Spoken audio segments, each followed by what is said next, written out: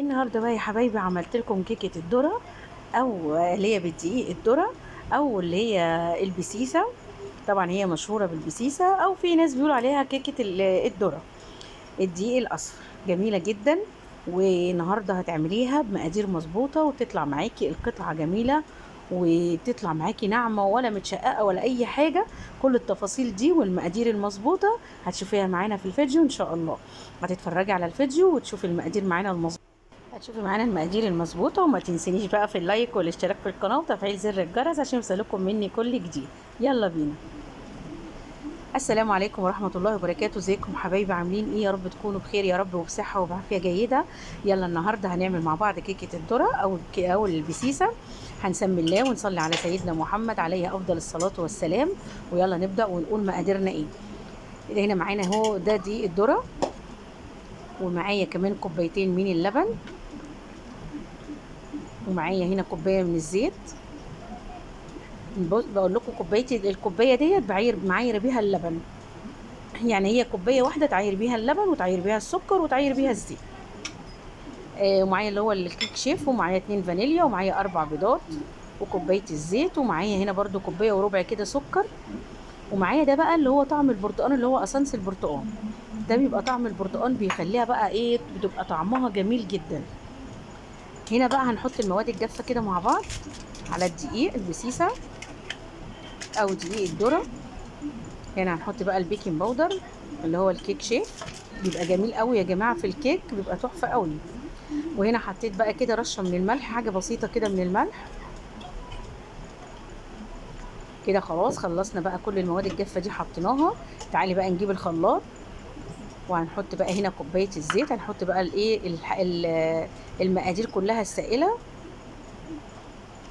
حطينا بقى نحط البيض، حطينا الاربع بيضات. لو 3 بيضات كبار شويه عن دول، يعني البيضه كبيره حطي 3، لو البيضه مثلا صغيره زي اللي معايا كده حطي 4.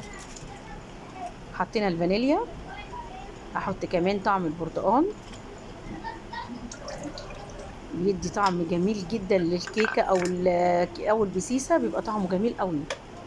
حطيت السكر، واحط كمان اللبن، كوبايتين من اللبن. بس كده هنضرب بقى كل ده وارجع لكم بقى تاني على طول. يلا بينا. كده خلاص ضربنا كل المقادير في الخلاط. هنحطها بقى على الدقيق، على دقيق الذرة. بس كده هنقلب بقى كويس، والتقليب يبقى في اتجاه واحد. تقلبي في اتجاه واحد كده اهو. ما تقعديش بقى تقلبي ايدك تروح كده وتيجي شمال يمين، لا، خلي ايدك اتجاه واحد اهو. وتقلبي كويس، ما يبقاش فيه اي تكتلات او دقيق. تقلبي كويس جدا، تطلع معاكي ناعمه كده وجميله. بصوا هتشوفوا دلوقتي اهو بالاسباتيولا بقى، وهقلب بقى كده عشان ما يبقاش فيه اي دقيق اهو. كده اقلب بقى، اتاكد ان مفيش خلاص دقيق خالص، انها اتقلبت معايا كويس جدا. انا بقى معايا الصينيه هنا دهنها بقى زيت. بصوا يا جماعه، الزيت في الكيكات بيبقى طعمه جميل جدا. انا بحب ان انا اعمل الكيكه او كيكه الذره او الكيكه العاديه، بعملها بكوبايه الزيت، بتبقى تحفه، بتبقى خفيفه عن ما تحطي سمنه. لو عايزه تحطي سمنه ممكن تحطي ايه، نص زيت، وتكملي الكوبايه ايه بمعلقه سمنه او معلقتين سمنه.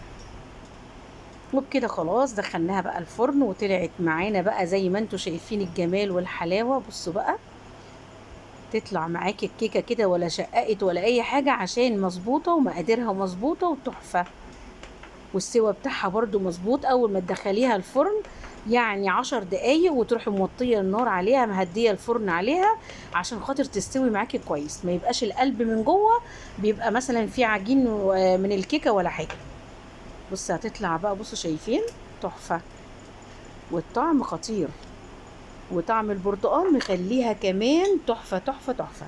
جربيها وحطي برتقال. عارفه انا ممكن من عند العطار تجيبي، بتبقى ازازه صغيره كده اللي بنجيبها للكحك والبسكوت، لما كنا بنعمل البسكوت بطعم البرتقال هيديكي ازازه صغيره كده بطعم البرتقال، تحطي منها كده حبه على الكيكه او على كيكه الذره، بتبقى جميله جدا.